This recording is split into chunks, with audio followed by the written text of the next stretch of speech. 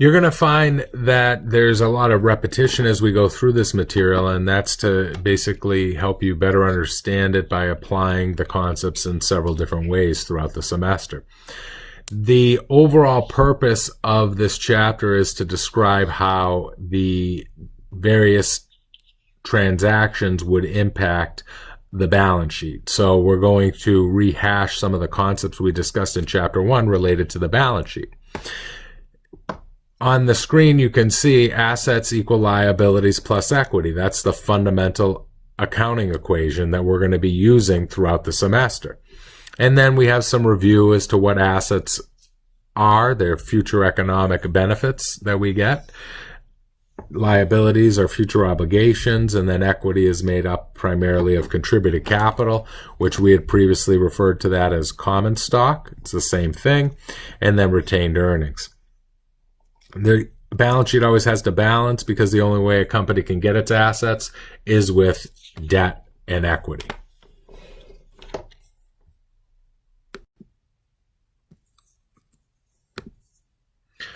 So here's a balance sheet for Chipotle Mexican Grill. You can see that it's broken up a little bit more detailed than what we had previously discussed in Chapter 1. So we have assets equal liabilities plus equity, so that hasn't changed. You can see that total assets equal total liabilities plus equity.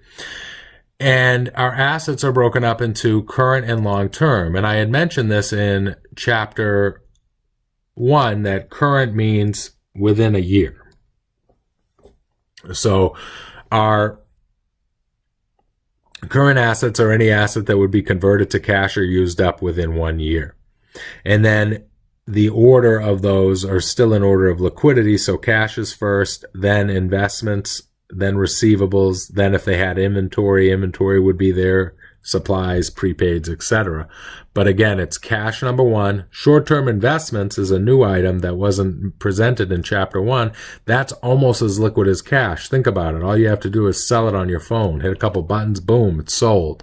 And then receivables would be the next most liquid, and supplies and inventory are very similar, so that will go next. And then any other current assets like prepaid expenses or any other current asset that the company might have would follow.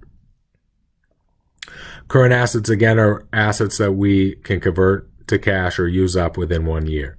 Then our long-term assets like land, buildings, and equipment would go next. Accumulated depreciation, we haven't really talked much about at this point, but what that represents is the amount of our long-term assets we've used up since we've owned them. We'll talk later on more about how to calculate that. And then we have long-term investments, and intangible assets would be those copyrights, trademarks, etc. that we discussed before in Chapter 1. Liabilities, we're going to break up again into current and long-term as well. Current liabilities would be liabilities we owe within a year. Notice account payable is number 1. The rest of the order I really don't care about. Technically, it's in order of how quickly we owe the money. But as long as you understand account payable goes first and then followed by other current liabilities, that's really all that matters. Then our long-term liabilities would be those liabilities we owe in more than a year. And then finally our equity, which is made up of common stock and retained earnings. Notice the common stock and additional paid-in capital are two accounts. Before we had just called it common stock. We'll learn more about these two accounts, but combined, they're considered what we would call contributed capital, which is the amount of money we get from investors. And then the amount of money we earn ourselves and keep in the business is retained earnings. So what we're going to focus on today is the different types of transactions that would impact the balance sheet. So transactions that impact assets, liabilities, and equities. So what types of transactions could have an impact? Well, there's two types, external and internal. External would be exchanges between the entity and some third party, like buying a machine from a supplier. That would be an example of an external event. Selling product to a customer would be an example of an external event. Internal events are events that are not exchanges between parties, but have a direct and measurable effect on the entity. So an external event might be when we pay money to an insurance company for our insurance policy. An internal event would be using up that insurance that we previously paid for in advance. So the insurance company isn't involved at this point. We're just showing the fact that we've used up some of the months that we had previously prepaid. So no third party is involved in that internal event.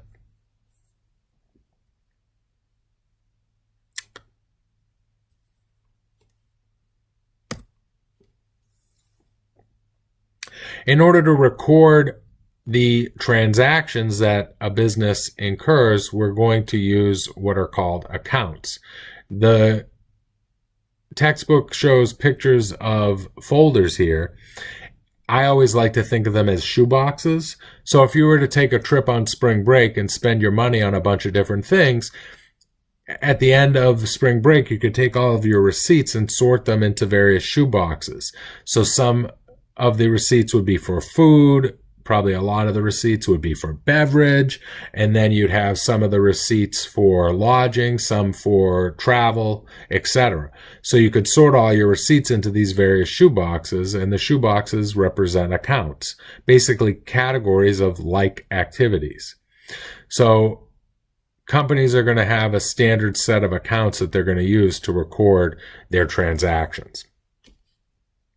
And those account balances are what show up on the financial statements of the entity.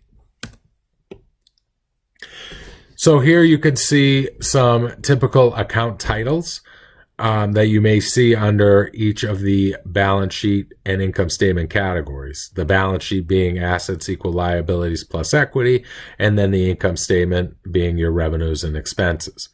We've already talked about several of these accounts in chapter 1, so I'm not going to go through them in detail. You can see some of the notes that are provided here for different types of accounts that you may have some difficulty with, so it would be in your best interest to read through those notes. We've talked about some of the most important concepts, like the word payable showing up on liabilities, receivables for assets, the fact that our revenues generally have the word revenue right in it, but don't forget that unearned revenue is a liability. Likewise, most of our expenses say expense, except cost of goods sold, which says cost instead of expense. They're synonyms. And then prepaid expenses, don't confuse with expenses on the income statement. A prepaid is an asset because you haven't used it up yet. You get a future benefit. So take some time and review that, but you don't need to memorize all these different accounts. It'll be very clear what the appropriate account name should be as we go through various transactions.